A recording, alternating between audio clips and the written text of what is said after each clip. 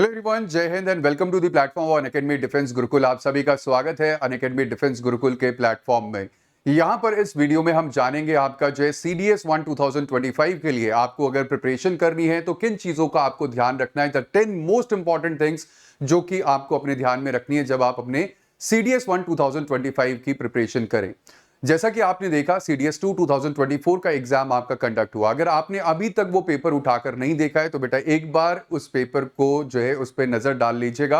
आपको समझ में आ जाएगा कि डिफिकल्टी लेवल क्या है। अगर आप एस्पायर कर रहे हैं to get into the IMA, AFA या फिर INA, तो सबसे इंपॉर्टेंट चीज है कि आप अपने इंग्लिश को स्ट्रांग करें। कम से कम आप 70+ मार्क्स वहां पर स्कोर करें और बाकी दोनों पेपर्स में जो आपका इंग्लिश है और आपका जो मैथ्स है, जो मैथ्स और जीके है, इन दोनों पेपर्स में आप कम से कम 50% स्कोर करें, तभी आप जो है अपने उस लेवल पर जा सकते हैं और अपने एग्जाम को क्रैक कर सकते हैं। ये बहुत इंपॉर्टेंट है। और साथ ही साथ ये जो आपका पेपर कंडक्ट हुआ CDS 2 2024 और CDS 1 2024 भी, इन दोनों को देखने के बाद आपको ये चीज समझ में आ गई होगी कि अब ये लेवल ऑफ प्रिपरेशन वो नहीं रह गया है कि आप जो है 4 दिन तैयारी करें, 15 दिन तैयारी करें और पेपर को क्लियर कर सकते हैं। अगर आप चाहते हैं कि आप जो है इंडियन आर्म फोर्सेस की यूनिफॉर्म को एडॉन करें और उसको पहनकर देश की सेवा करें, तो बहुत इंपॉर्टेंट है कि आपको लगकर कम से कम 6 से 7 महीने तैयारी करनी होगी। सिर्फ 6 से 7 महीने अपने आप को दीजिए and I am promising you कि आप वो यूनिफॉर्म पक्का पहनेंगे। लेकिन सबसे इंपॉर्टेंट चीज है वो ये है कि आपको अपनी लाइफ में डिसिप्लिन लेकर आना होगा। ठीक है, आप अगर ये सोच रहे हैं कि आप जो है इंडियन आर्म फोर्सेस को विदाउट डिसिप्लिन ज्वाइन कर लेंगे, तो बिल्कुल नहीं है। आपको अपने अंदर वो डिसिप्लिन पैदा करना होगा कि आप जो चीजें मैं आपको यहां पर बता रहा हूं उन चीजों को बहुत रिलीजियसली आप फॉलो करें। ये चीज आपको ध्यान में रखनी है। सबसे इंपॉर्टेंट चीज तो यह है कि जब भी हम बात करते हैं, व्हेनेवर यू हैव अ गोल, ठीक है, उस गोल को सिर्फ ये मत समझिए कि वो एक जो है सेकंड चॉइस है। ठीक है, you have to be very मतलब अपने गोल को, अपने लक्ष्य को, है ना, एक लक्ष्य मूवी है तो उसमें आपका जो उसका जो टाइटल सॉन्ग है, लक्ष्य को हर हाल में पाना है, तो वही चीज आपको यहां पर समझनी होगी कि बेटा जो एक गोल है, ठीक है, इंडियन आर्म फोर्सेस की जो यूनिफॉर्म है, ये सिर्फ उनको नसीब होती है जो दिन रात सोते हुए सपना जो है उसी यूनिफॉर्म का देखता है। वो जो आपके मन में जो आग है ना, वो जब तक आग नहीं होगी, जब तक वो जोश नहीं होगा अंदर कि उस गोल को हर हाल में आपको अचीव करना है, तब तक ऐसा नहीं हो पाएगा। तो goal without plans is just a wish. ठीक है, ये चीज भी ध्यान रखिएगा कि आपने मन में वो आग तो जगा ली कि मेरे को जो है इंडियन आर्म फोर्सेस को ज्वाइन करना है, लेकिन साथ ही साथ आपको यहां पर एक पूरी प्लान्ड अप्रोच रखनी होगी। जैसा मैंने आपसे कहा कि नेक्स्ट 6-7 मंथ्स आपको देने होंगे अपने आप को, अपनी प्रिपरेशन को। जब तक आप ऐसा नहीं करेंगे तब तक वो जो आपका जो सपना है, जो आपका गोल है, जो लक्ष्य है, उसको आप साध नहीं पाएंगे। तो ये बहुत इंपॉर्टेंट चीज है, नंबर 1 जो मैं आपको बता रहा हूं। नंबर 2 जो है यहां पर, दैट इज कि आपको यह पता होना चाहिए कि CDS का एग्जाम है क्या। CDS के बारे में आपको कंप्लीट नॉलेज होनी चाहिए। बहुत सारे बच्चे ऐसे होंगे कि जो आपका जो नेक्स्ट अटेम्प्ट दे रहे होंगे, लेकिन फिर भी उन्हें अभी तक CDS एग्जाम के बारे में कंप्लीट नॉलेज नहीं है। तो CDS एग्जाम क्या है, आप इसके थ्रू आप कौन कौन सी अकेडमीज को ज्वाइन कर सकते हैं, ठीक है, और साथ ही साथ अगर मैं बात करूं आपका, तो करियर प्रोस्पेक्ट्स क्या है। जब आप ज्वाइन करते हैं तो उसके बाद फिर आप जो है किस पोजीशन पे, किस पोस्ट पर आप जो है आपका अपॉइंटमेंट होता है, उसके बाद फिर आपका क्या कैरियर प्रोग्रेशन होता है, कहां तक आप जो है टाइम स्केल प्रमोशन ले सकते हैं और उसके बाद आप मेरिट के थ्रू आप कैसे आगे प्रमोट कर हो सकते हैं। ठीक है, वो सारी चीजें आपको पता होनी चाहिए। प्लस आफ्टर लाइफ जब आप फौज छोड़ें तो उसके बाद आपके पास क्या क्या अपॉर्चुनिटीज होती हैं, ये आपको समझ में आना चाहिए कि जब आप फौज छोड़ दे तो उसके बाद भी जो आप आज देख रहे हैं कॉर्पोरेट सेक्टर, वहां पर सबसे पहले जो सबसे उनकी जो फर्स्ट चॉइस होती है, दैट इज एंड वेटरन। ठीक है, वेटरन जो है उसको वो सबसे पहले आपका रखना चाहते हैं। तो ऑफ कोर्स आप जब फौज ज्वाइन करते तो सिर्फ फौज ही नहीं, फौज के बाद भी आपकी लाइफ जो है वो सुधर जाती है। और इसी के साथ साथ जो वर्क प्रोफाइल है वो भी आपको पता होना चाहिए। जब कहीं भी जाते हैं, हम किसी भी कंपनी में इंटरव्यू भी देने जाते हैं, उसके बारे में पूरी रिसर्च करते हैं। लेकिन मैंने देखा है कि जो आपका इंडियन आर्म फोर्सेज एस्पिरेंट्स हैं, वो रिसर्च ही नहीं करते। वो ये नहीं जानना चाहते कि भाई आप जब फौज में जाओगे तो आप क्या बनोगे या आपके साथ क्या क्या चीजें होंगी। ठीक है, तो ये बहुत इंपॉर्टेंट है ये जानना कि आपका ट्रेनिंग लाइफ क्या है, ट्रेनिंग लाइफ में क्या होता है, ट्रेनिंग के बाद क्या होता है, किस तरीके से आपका जो है कैरियर प्रोग्रेशन होता है, आप लेफ्टिनेंट से कैप्टन, कैप्टन से मेजर, लेफ्टिनेंट कर्नल आप कैसे बनते हैं। ये सारी चीजें, ये सारी नॉलेज एक डिफेंस एस्पिरेंट के अंदर होनी चाहिए। ठीक है, उसके पास इसके बारे में सारी नॉलेज होनी चाहिए। इसी के साथ साथ जब आप ये सब चीज जान लें तो उसके बाद आप जाने कि आपका पैटर्न क्या है, पैटर्न ऑफ द एग्जामिनेशन, क्योंकि आपको ये एग्जाम क्लियर करना है। ये पहली सीढ़ी है बेटा, जो एग्जाम क्लियर कर लेते हैं, तो ये मत मानिएगा कि सिर्फ सीडीएस रिटन एग्जाम क्लियर करके आपने सीडीएस पे फतेह हासिल कर ली, नहीं। ठीक है, सीडीएस एग्जाम का जो सबसे पहला स्टेप है that is your written examination. उसके बाद फिर आपका एसएसबी होता है, एसएसबी के बाद फिर मेडिकल्स होते हैं, मेडिकल्स के बाद फिर मेरिट लगती है, और उसके बाद मेरिट में जो बच्चे आते हैं सिर्फ उनका ही आपका सिलेक्शन होता है। तो इसीलिए जो पहला स्टेप है उसको जानना जरूरी है ना। कहते हैं ना कि भाई माउंट एवरेस्ट को अगर आपको जो है उस पर झंडा लहराना है, ठीक है, तिरंगा लहराना है, तो आपको सबसे पहले बेस कैंप पे जाना होगा, बेस कैंप पे एक्लिमेटाइज करना होगा, फिर उसके बाद फिर आपको और ऊपर जाना होगा। तो आप सीधा माउंट एवरेस्ट पे नहीं चढ़ सकते हो। तो इसलिए ये इंपॉर्टेंट है कि आपको जानना कि आपका पहला कदम क्या होगा।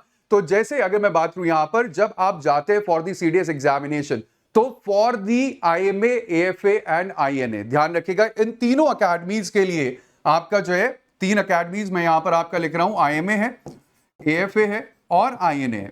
इन तीनों अकेडमीज के लिए आपको जो है 3 एग्जाम्स देने होते हैं, ठीक है, जिसमें आपका है इंग्लिश, जीके और एलिमेंट्री मैथमेटिक्स।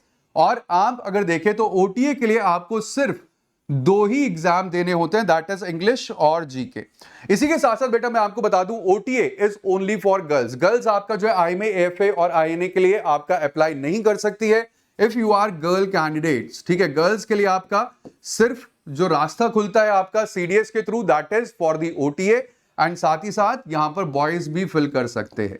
ठीक है, गर्ल्स प्लस बॉयज, लेकिन ये सिर्फ आपका बॉयज के लिए होता है। जो आपका जो है we have the male aspirants, उनके लिए आपका जो है you can go for IMA, AFA और आईएनए। और साथ ही साथ एएफए में यहां पर आपको सिर्फ फाइटर ब्रांच मिलती है, जो फ्लाइंग ब्रांच है, फ्लाइंग पायलट आप बनते हैं।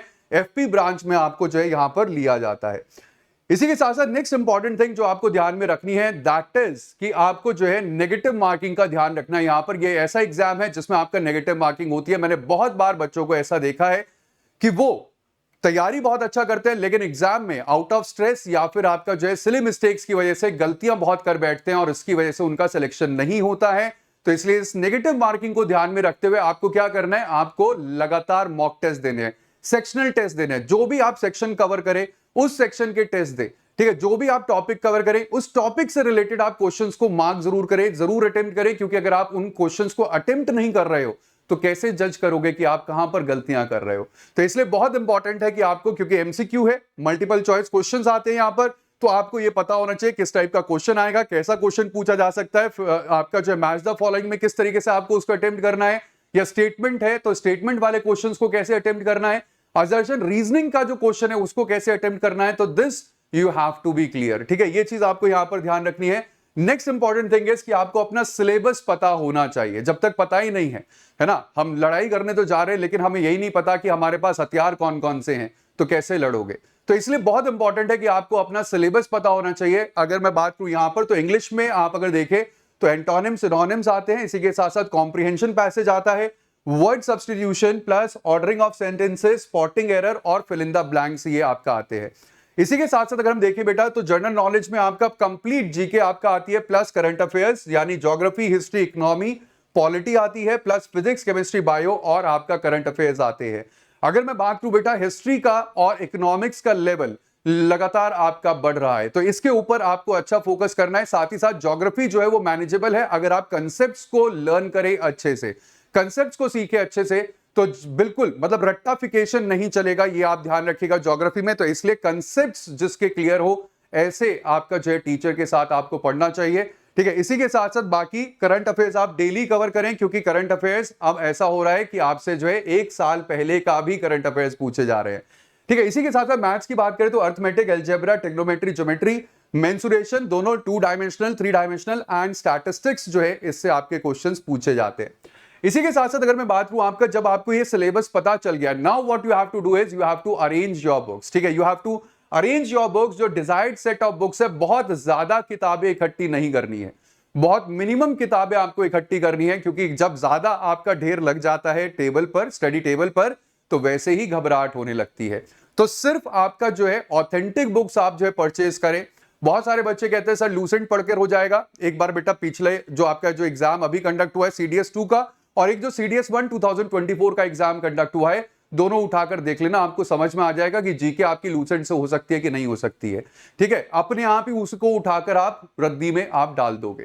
तो इसलिए बहुत इंपॉर्टेंट है कि बेटा जीके के लिए सबसे मोस्ट इंपॉर्टेंट थिंग इज कि आप एनसीईआरटीज को गो थ्रू करना शुरू करें, कंसेप्ट्स को गेन करना शुरू करें, तभी आप जो है उसको अच्छे से कवर कर सकते हैं। मैथ्स के लिए जो स्टैंडर्ड बुक्स हैं, आरएस अग्रवाल है, स्टैंडर्ड बुक है, उसको आप जो है फॉलो करें। एंड साथ ही साथ इंग्लिश के लिए भी मैं आपको बताऊंगा, इंग्लिश में बहुत सारे बच्चों को प्रॉब्लम होती है। तो एक तो होता है आपका ट्रेडिशनल अप्रोच, है ना, ट्रेडिशनल अप्रोच है, बुक्स के थ्रू आप जो है कवर कर रहे हो।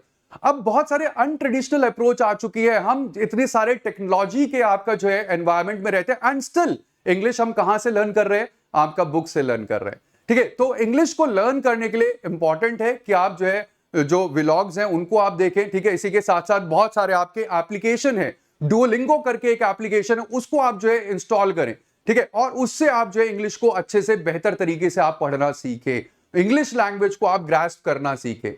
ठीक है, तो ये चीज आपको ध्यान रखनी है। और बेटा प्रीवियस ईयर क्वेश्चंस मस्ट है। ठीक है, अगर मैं बात करूं आपका प्रीवियस ईयर क्वेश्चंस बहुत इंपॉर्टेंट है, क्योंकि अगर आप देखोगे जो अभी जो CDS 2 2024 का एग्जाम हुआ है, बहुत सारे क्वेश्चंस रिपीट हैं। एज इट इज रिपीट नहीं होता है, मैं आपको फिर बता दूं, एज इट इज रिपीट नहीं होगा, लैंग्वेज चेंज हो जाएगी, लेकिन प्रीवियस ईयर क्वेश्चंस बहुत हेल्प करते हैं आपका to qualify the CDS examination. तो ये बहुत इंपॉर्टेंट चीज है जो आपको ध्यान रखनी है।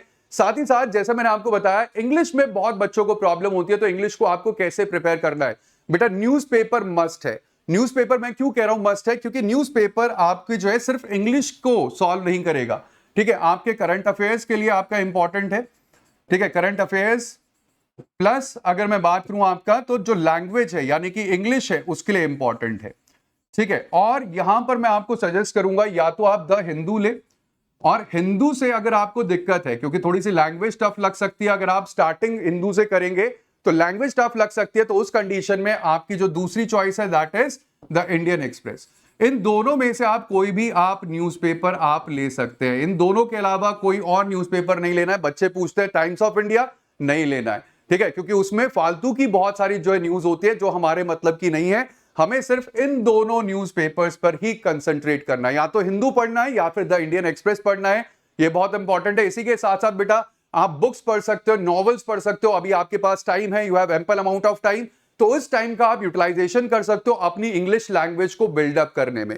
ठीक है, इसी के साथ साथ पॉडकास्ट है, वेब सीरीज है, डॉक्यूमेंट्रीज हैं, और बहुत सारी ऐप्स है, जैसे मैंने आपको बताया डुओलिंगो है, इनका यूज करके आप अपनी इंग्लिश को अच्छा कर सकते हो। और बेटा जब आपकी इंग्लिश अच्छी होगी तो मैं आप यकीन मानना कि then you will have the confidence. ठीक है, आपके अंदर वो कॉन्फिडेंस आएगा to speak in the public, और वो जो कॉन्फिडेंस है वो बहुत जरूरी है, क्योंकि अगर वो नहीं है तो आप एसएसबी क्वालिफाई नहीं कर सकते, है ना। एसएसबी में जाओगे तो कॉन्फिडेंस के साथ जाओगे, कॉन्फिडेंस के साथ खड़े होगे, बात रखोगे अपनी इंग्लिश में, तो अल्टीमेटली आपका सिलेक्शन पक्का है। लेकिन अगर वो कॉन्फिडेंस कहीं पर भी वीक हो गया बिकॉज ऑफ द इंग्लिश, तो फिर आप क्रीमी लेयर से बाहर, है ना। क्रीमी लेयर क्यों कह रहा हूं, क्योंकि एसएसबी सिर्फ क्रीम ही छांटता है ना। तो आपको उस क्रीम से बाहर कर दिया जाएगा, आप दूध बन जाओगे, क्रीम में नहीं रह पाओगे। तो इसलिए इंपॉर्टेंट है कि बेटा आप इंग्लिश के ऊपर फोकस करना शुरू कर दे। ये बहुत राइट टाइम है आपके लिए, क्योंकि नेक्स्ट एग्जाम आपका जो है दैट विल बी इन अप्रैल। ठीक है, इसी के साथ साथ अगर मैं नेक्स्ट बात करूं आपका, तो नेक्स्ट थिंग इज इंग्लिश के लिए आपको क्या करना है, ग्रामर है, ग्रामर के there are certain basic rules. ठीक है, उनको आप एक बार देख लो। इसी के साथ साथ कॉम्प्रिहेंशन को प्रैक्टिस करते रहो और वोकैब को लर्न करें। ठीक है, डेली अगर आप जो है 5 वर्ड्स भी नए सीख रहे हो, 10 वर्ड्स भी नए सीख रहे हो, तो that will add to your dictionary, और जितने वर्ड्स आपके डिक्शनरी में होंगे उतना ही आसान हो जाता है सेंटेंस फ्रेमिंग, क्योंकि फिर मैं आसानी से कोई भी सेंटेंस बोल सकता हूं बिकॉज मेरे पास क्या है, वोकैबुलरी है। ठीक है, तो इसलिए बहुत इंपॉर्टेंट है इस चीज को समझना। इसी के साथ साथ बेटा करंट अफेयर्स की बात करें, जब भी आप न्यूज़पेपर पढ़ेंगे तो इन चीजों को आपको ध्यान में रखना है कि आपको क्या क्या चीजें पढ़नी है। जो नेशनल न्यूज है, इंटरनेशनल न्यूज है, डिफेंस रिलेटेड कोई भी न्यूज है, उसको आपको मिस नहीं करना है। ठीक है, इसी के साथ साथ important personalities, awards and honours, sports related, technology, important days, indices, और जो भी आपका समिट्स होते हैं, आपने देखा होगा जो करंट अफेयर्स आते हैं वो इन्हीं सब चीजों से आपका मिक्स होकर आते हैं। तो ये सारी चीजें, ये लिस्ट कहीं पर भी एक चिपका लो दीवार पे, कि जब भी मेरे को न्यूज़पेपर पढ़ना है, मेरे को सिर्फ ये चीज पढ़नी है, इसके अलावा मेरे को टाइम वेस्ट नहीं करना है। क्योंकि बच्चे कहते हैं कि सर न्यूज़पेपर पढ़ने में 3 घंटे लग जाते हैं, तो 3 घंटे नहीं लगेंगे, सिर्फ यहां फोकस करोगे। ठीक है, सिर्फ यहां फोकस करना है। और सबसे अच्छी चीज है कि आप अभी से तैयारी शुरू करोगे, अभी से आप जो है जब अपना न्यूज़पेपर पढ़ना शुरू करोगे, तो शुरुआत में हो सकता है कि आपको कुछ टाइम लगे, ठीक है, लेकिन धीरे धीरे आपको यह समझ में आने लगेगा कि सिर्फ हेडिंग पढ़ने के बाद कि आपको वो न्यूज पढ़नी है कि नहीं पढ़नी है। ठीक है, ये जो अंडरस्टैंडिंग है ना, ये एक टाइम के बाद आती है बेटा। ये कोई नहीं सिखा सकता आपको, कोई भी आपको बैठ के नहीं बता सकता कि न्यूज़पेपर पढ़ना कैसे, जब तक आप पढ़ना नहीं शुरू करोगे। तो इसलिए इंपॉर्टेंट है कि डेली न्यूज़पेपर पढ़ना शुरू करें। इनिशियली स्टार्टिंग के लिए मैंने आपको बता दिया कि आप ये लिस्ट आप चिपका लेना सामने दीवार पर कि सिर्फ यही पढ़ना है, इसके अलावा कुछ नहीं पढ़ना है। ठीक है, इसके बाद अगर मैं बात करूं, एक टाइम टेबल मस्ट है। एक टाइम टेबल बनाओ अपनी लाइफ में।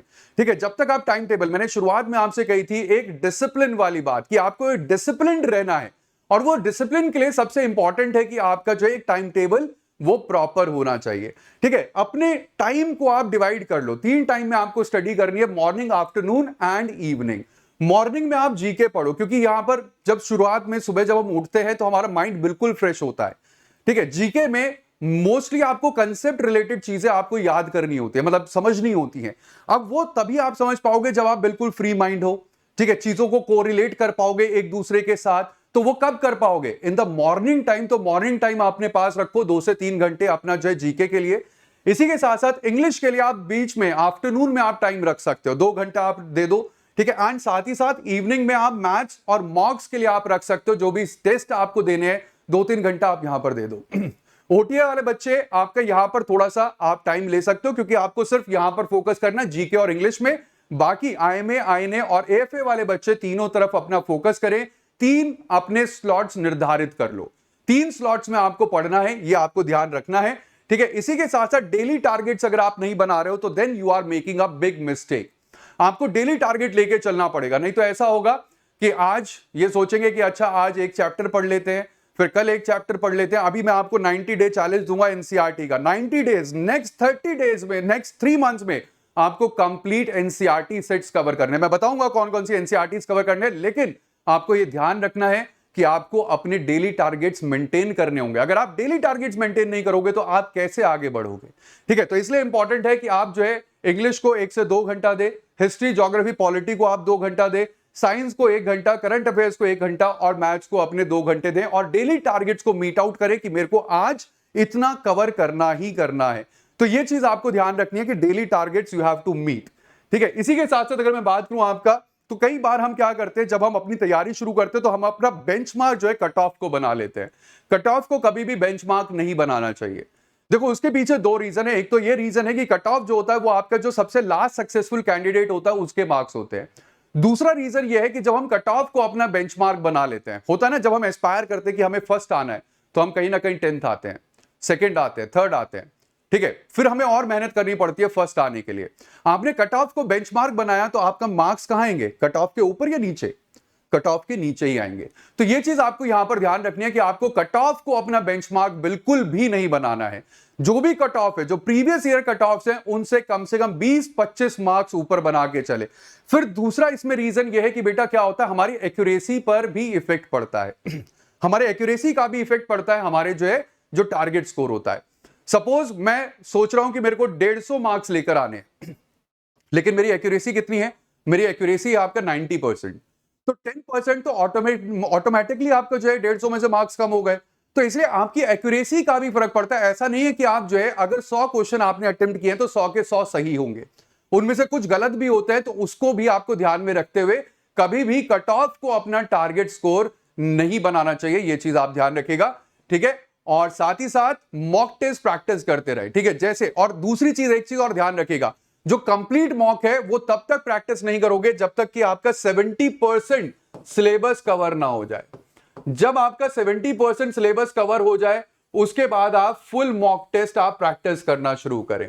ठीक है, लेकिन उससे पहले जो टॉपिक आपके कंप्लीट हो रहे हैं टॉपिक वाइज टेस्ट दीजिए, जो सेक्शन आपका कंप्लीट हो रहा है सेक्शन वाइज टेस्ट दीजिए, सेक्शन वाइज मॉक दीजिए, और फुल मॉक तब देना शुरू कर दे जब आपका 70% सिलेबस कंप्लीट है। Start giving full mock test. और सिर्फ देना नहीं है, सबसे इंपॉर्टेंट चीज होती है कि आप जब मॉक टेस्ट प्रैक्टिस करते हैं तो इसके बाद नेक्स्ट थिंग है एनालिसिस।